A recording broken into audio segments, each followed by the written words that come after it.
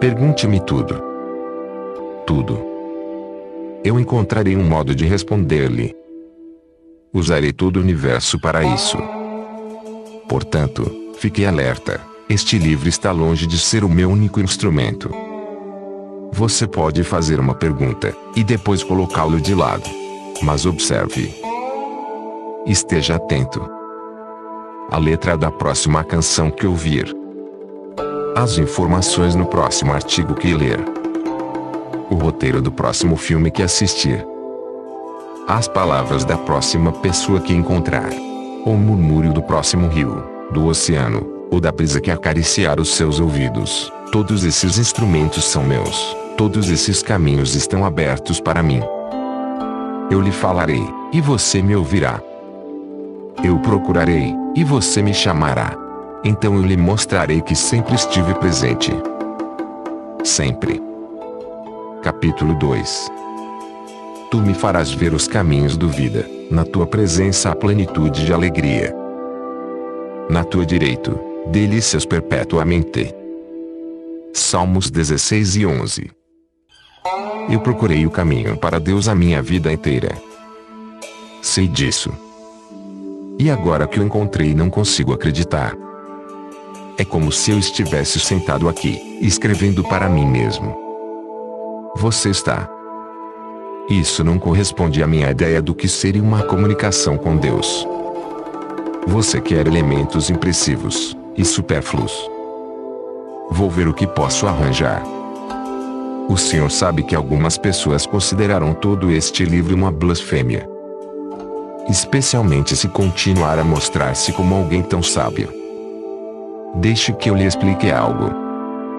Você tem essa ideia de que Deus se mostra de um único modo na vida. Ela é muito perigosa. Impede que veja Deus ao seu redor. Se você achar que Deus tem apenas uma aparência, e se manifesta, ou é de um único modo, deixará de ver a mim noite e dia.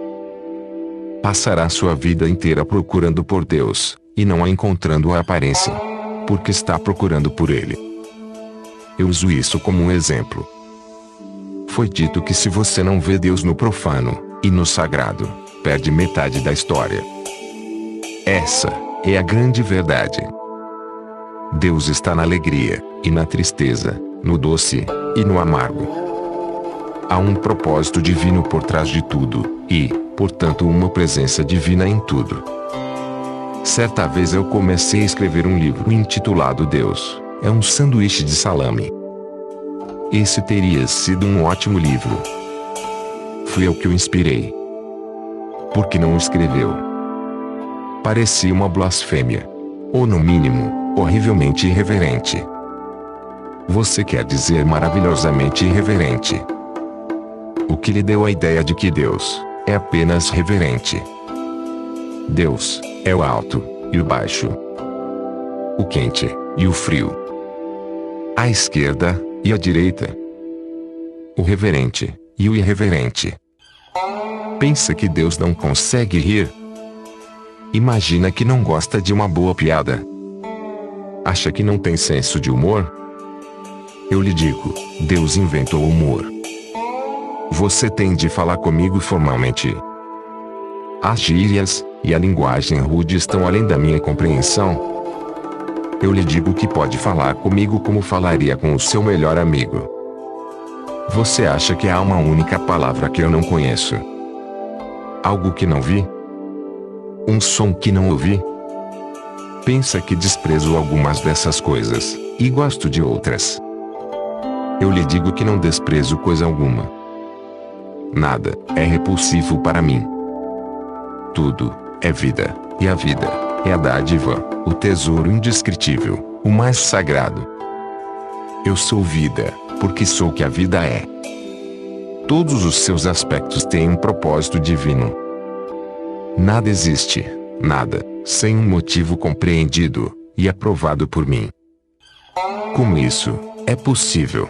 E quanto ao mal que foi criado pelo homem? Você não pode criar coisa alguma, um pensamento, um objeto, um evento, uma experiência de qualquer tipo, que não seja parte do plano divino. Porque o meu plano é que você crie tudo o que quiser. Nessa liberdade está a experiência de Deus ser Deus, e esta é a experiência para a qual eu o criei. E a própria vida. O mal é o que você chama de mal. Contudo, até mesmo isso eu amo, porque é apenas através do que você chama de mal que pode conhecer o bem, apenas através do que chama de obra do demônio que pode conhecer e realizar a obra de Deus. Eu não amo o quente mais do que o frio, o alto mais do que o baixo, a esquerda mais do que a direita. Tudo isso é relativo, parte daquilo que é. Eu não amo o bem mais do que o mal. Hitler foi para o céu. Quando compreender isso, compreenderá a Deus. Mas eu fui criado para acreditar que o bem e o mal realmente existem, que o certo e o errado são opostos, que algumas coisas não são aceitáveis para Deus. Tudo é aceitável para Deus, pois como Deus poderia não aceitar aquilo que é? Rejeitar uma coisa é negar que ela existe. Dizer que não está certa é dizer que não é parte de mim. Isso é impossível. Contudo, mantenha as suas crenças e haja de acordo com os seus valores, porque esses são os valores de seus pais, seus avós, seus amigos e sua sociedade. Eles formaram a estrutura de sua vida, e perdê-los seria desfiar o tecido da sua experiência. Ainda assim, examine-os um a um, parte a parte. Não destrua a casa, mas examine cada tijolo, e substitua aqueles que parecem quebrados, que não suportam mais a estrutura. Suas ideias sobre o certo e o errado são apenas isso, ideias. São os pensamentos que criam e determinam quem você é. Haveria apenas um motivo para mudar qualquer um deles: você não estar feliz com quem é. Só você pode saber se está feliz, dizer a respeito de sua vida. Essa é minha criação, meu filho, com que estou muito satisfeito. Se seus valores servem para você, haja de acordo com eles. Lute para defendê-los. Contudo, procure lutar de um modo que não cause dano a ninguém. O dano não é um componente necessário na cura. O Senhor diz: haja de acordo com os seus valores, e ao mesmo tempo diz que nossos valores estão todos errados. Ajude-me a entender isso. Eu não disse que os seus valores estão errados, mas tampouco estão certos. São simplesmente julgamentos, avaliações, decisões que em sua maioria não são tomadas por você, mas por outras pessoas. Talvez seus pais, sua religião, seus mestres, historiadores e políticos. Pouquíssimos julgamentos de valor que você incorporou à sua verdade foram feitos por você mesmo, baseados em sua própria experiência. Porém foi por causa da experiência que você veio para cá, e deveria criar-se a partir de sua experiência. Você criou a si mesmo a partir da experiência dos outros. Se o pecado existisse, seria isso: permitir a si mesmo tornar-se o que é a partir da experiência dos outros. Esse é o pecado que todos vocês cometeram. Não esperam as suas próprias experiências, aceitam a experiência dos outros como evangelho, literalmente, e então, quando têm pela primeira vez a experiência verdadeira, sobrepõe-la ao que pensam que já sabem. Se não fizessem isso, talvez tivessem experiências totalmente diferentes, que poderiam ir contra o que lhes ensinaram seus primeiros mestres e suas outras fontes. Na maioria das vezes, vocês não querem ir contra o que lhes ensinaram seus pais, suas escolas, religiões, tradições, e todos os escritos sagrados. Por isso negam as suas próprias experiências a favor do que lhes disseram para o pensar. Em nenhuma parte isso pode ser melhor ilustrado do que em seu tratamento da sexualidade humana. Todos sabem que a experiência sexual pode ser a experiência física mais amorosa, excitante, poderosa, estimulante, renovadora, energizante, positiva, íntima, unitiva e divertida de que os seres humanos são capazes. Apesar de terem descoberto isso experiencialmente, vocês escolheram aceitar os julgamentos as opiniões e as ideias anteriores sobre o sexo de outras pessoas, que têm um interesse oculto em como vocês pensam. Esses julgamentos e essas opiniões e ideias contradizem diretamente as suas próprias experiências, mas como vocês relutam em considerar errado o que lhes ensinaram seus mestres, convencem-se de que devem ser as suas experiências que estão erradas. O resultado é que negam a sua própria verdade em relação a esse assunto, com consequências devastadoras. Vocês fizeram o mesmo em relação ao dinheiro. Sempre que tiveram muito dinheiro, sentiram-se bem, recebendo-o e gastando-o. Não havia mal nenhum nisso, nada de inerentemente errado. Contudo, vocês estavam tão imbuídos dos ensinamentos de outras pessoas a respeito desse assunto que rejeitaram as suas experiências a favor da verdade. Tendo aceitado essa verdade como sua, formaram pensamentos em torno dela, que são criativos. Dessa forma, criaram uma realidade pessoal em torno do dinheiro que o afasta de vocês, afinal de contas, porque iriam procurar atrair o que não é bom. Surpreendentemente, vocês criaram essa mesma contradição no que diz respeito a Deus. Tudo o que seus corações experimentam em relação a Deus lhes diz que Ele é bom. Tudo o que seus mestres lhes ensinam sobre Deus lhes diz que Ele é mau. Seus corações lhes dizem que Deus deve ser amado sem medo. Seus mestres lhes dizem que Ele deve ser temido, porque é vingativo. Dizem que vocês devem viver temendo o castigo divino, tremendo em sua presença. Durante todas as suas vidas devem temer o julgamento do Senhor, porque o Senhor é justo. E Deus sabe que terão problemas quando enfrentarem a sua terrível justiça. Portanto, vocês devem obedecer às suas ordens.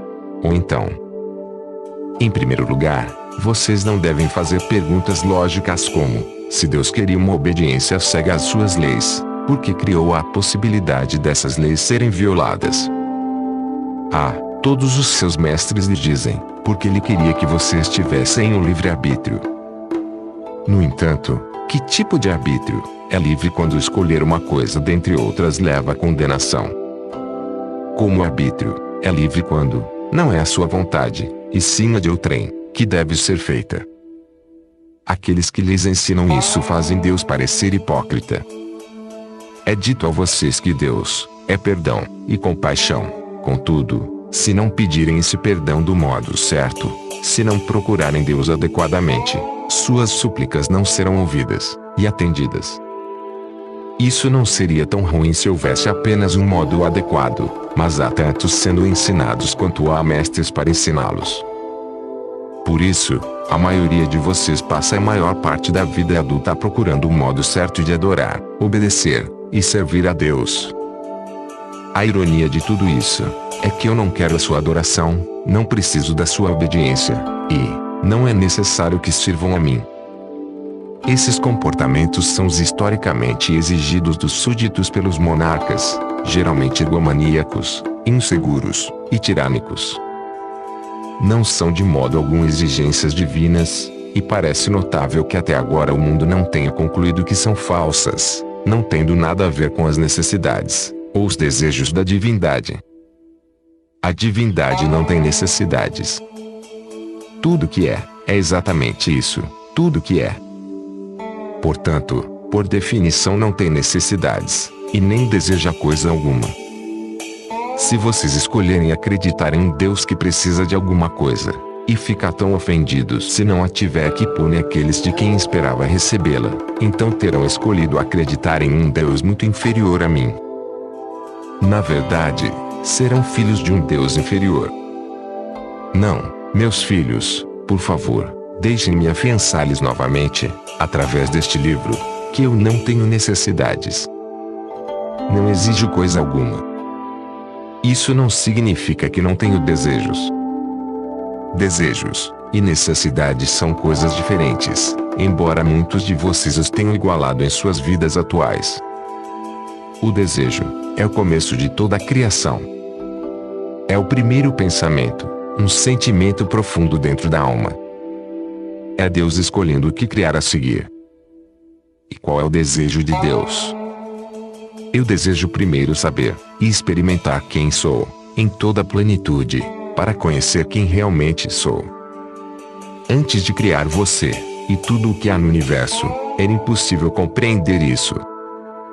Em segundo, eu desejo que vocês saibam, e experimentem quem realmente são, através do poder que lhes dei de criar, e experimentar a si mesmos do modo que escolherem. Em terceiro, eu desejo que todo o processo da vida se ponto e vírgula a uma experiência de alegria constante, criação contínua, desenvolvimento incessante, e satisfação plena em todos os momentos. Eu criei um sistema perfeito por meio do qual esses desejos podem ser realizados, e estão sendo realizados agora. A única diferença entre vocês e eu é que eu sei disso. No momento de sua conscientização total, que poderia ocorrer a qualquer tempo, vocês também se sentirão como eu sempre me sinto. Serão totalmente felizes, amorosos, compreensivos, glorificados e gratos. Estas são as 5 atitudes de Deus, e antes de terminarmos este diálogo eu lhes mostrarei como colocá-las em prática em suas vidas que agora podem levá-los, e os levarão, à santidade. Tudo isso é uma resposta muito longa para uma pergunta muito curta. Sim, haja de acordo com os seus valores, se descobrir por experiência própria que eles lhe servem. Contudo, veja se os valores aos quais você serve, com seus pensamentos, suas palavras e seus atos, trazem para sua experiência a ideia melhor e mais elevada que já teve de si mesmo. Examine os seus valores um a um. Traga-os à luz do escrutínio público. Se pode dizer ao mundo sem hesitação quem você é, e no que acredita, e está feliz consigo mesmo. Não há motivo para estender-se mais neste diálogo comigo, porque você criou um eu, e uma vida para esse eu, que não precisa de aperfeiçoamento. Você atingiu a perfeição. Ponha este livro de lado. Minha vida não é perfeita, e nem está perto de ser. Eu não sou perfeito. Na verdade, sou cheio de defeitos.